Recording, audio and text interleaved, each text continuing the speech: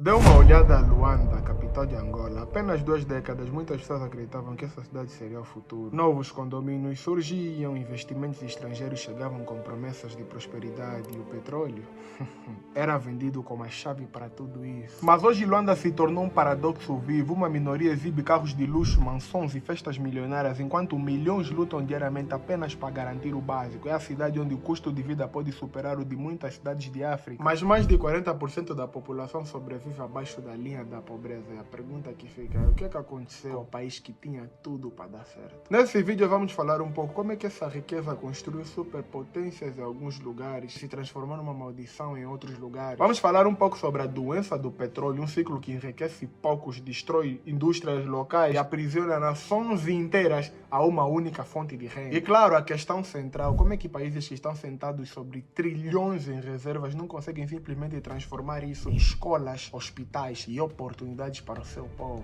Alguém vai ter que pagar. O país vai poder produzir em águas ultraprofundas mais de 150 mil barris de petróleo por dia. As receitas do petróleo alimentam a nossa economia. O que é que se deixou de fazer no nosso país e que de facto leva o país hoje à situação em que está? A Sonangol, a nível do exterior, terá feito os negócios que muito possivelmente podem criar dano reputacional ao Estado angolano. Hoje nós temos questões básicas que não resolvemos. Vendemos a imagem de que somos um país com muito dinheiro, mas em termos de qualidade de vida, Angola não tem nada.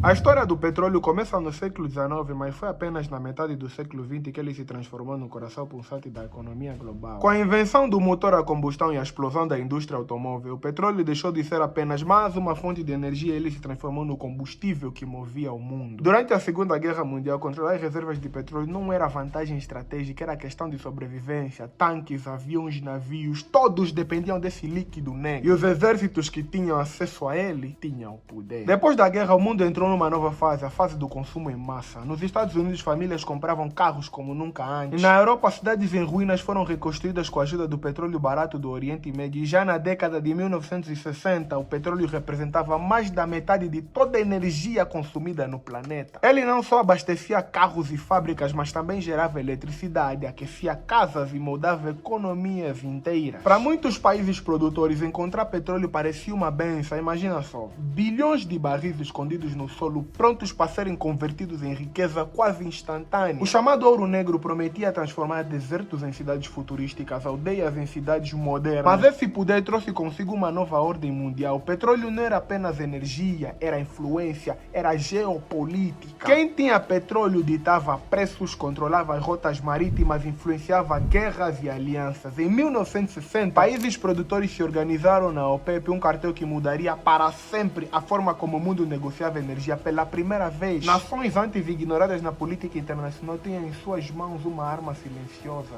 mas poderosa, que é fechar a torneira do petróleo.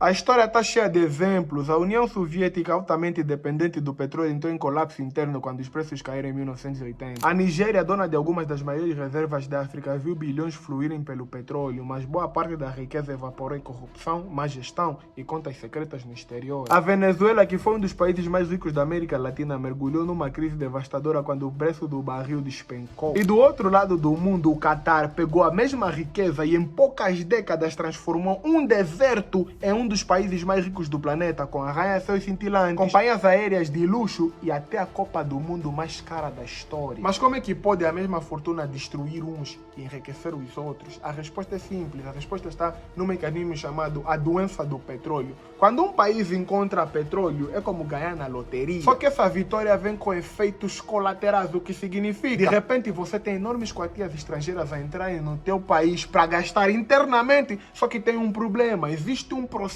que é o processo de conversão da moeda estrangeira para a moeda nacional, que por consequência vai valorizar a moeda nacional. No começo parece uma benção, importar carros, roupas, alimentos, tudo fica barato. A classe média pensa que está a viver um sonho, mas no silêncio da economia real, algo está a morrer. E empresas nacionais que não lidam com petróleo, como agricultura, manufatura e pequenas indústrias, ficam incapazes de competir. Os seus produtos se tornam muito caros para vender internamente e até mesmo exportar. Fábricas fecham, trabalhadores são demitidos e os jovens, infelizmente, abandonam setores tradicionais e correm para empregos que estão ligados direta ou indiretamente ao petróleo. A economia perde diversidade e o país deixa de produzir o que consome e passa a viver de importação para tudo. E como o petróleo paga a conta, ninguém consegue ver o quão frágil a situação é até que o preço do barril cai. E nesse momento toda a ilusão desmorona, tá vendo? Os cofres públicos secam. Os projetos de infraestrutura que estavam a falar que iam construir tudo é abandonado. As dívidas se acumulam e agora quem paga? Quem paga é o povo,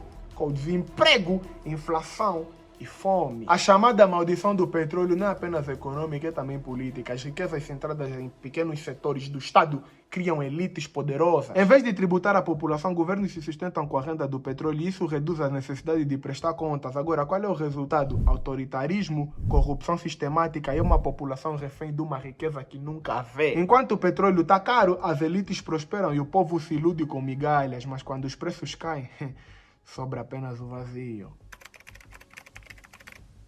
E foi exatamente isso que aconteceu em Angola. A maldição do petróleo não é apenas uma teoria econômica, ela se tornou realidade. E poucas histórias ilustram isso tão bem quanto Angola. Após quase 3 décadas de guerra civil, o fim do conflito em 2022 trouxe uma nova esperança. O petróleo estava em alta e Angola possuía reservas gigantes no offshore do Atlântico. Para muitos, era o início de uma nova era. Bilhões começaram a entrar no país. Luanda se encheu de obras, condomínios de luxo, shopping, estradas. Mas a prosperidade tinha um preço oculto porque a riqueza não foi construída sobre uma base sólida e quando os preços internacionais caíram, a verdade apareceu. Não havia reservas suficientes para segurar a crise. A agricultura que devia alimentar o país foi simplesmente negligenciada. A indústria nacional não tinha força para competir com os produtos importados. E a população que esperava a prosperidade mergulhou ainda mais fundo na pobreza. Um país que simplesmente produzia boa parte da sua comida passou a importar até as coisas mais básicas. Por um tempo funcionou, o petróleo bancava tudo, mas quando os preços despencaram em 2014, a ilusão ruiu. O câmbio explodiu, o custo de vida disparou, empresas fecharam e o desemprego cresceu. E de repente Luanda tinha mais de 40% dos angolanos vivendo abaixo da linha da pobreza. E a coisa mais impressionante é que você olha para Luanda,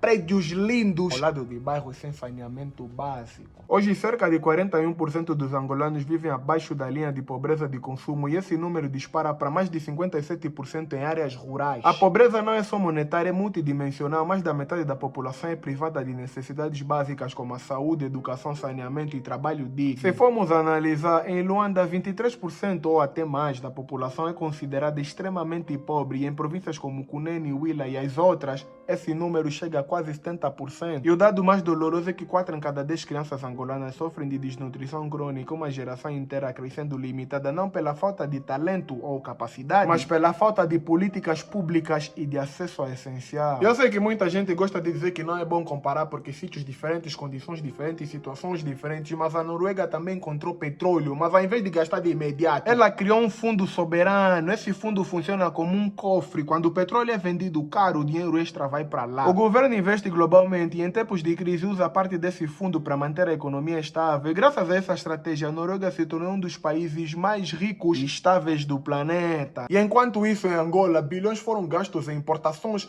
luxos e corrupções e tá aí. Hoje Angola continua presa ao ciclo do petróleo. Sempre que o preço do petróleo sobe, o governo respira. Sempre que o preço cai, o país entra em colapso. Quando a crise apareceu, não tinha plano B, não tinha reserva. E quem pagou? O povo pagou. Angola não é pobre, Angola foi empobrecida. O petróleo podia simplesmente ter financiado tudo. Educação de qualidade, uma economia diversificada, hospitais modernos, mas mal gerido virou isso que nós temos hoje.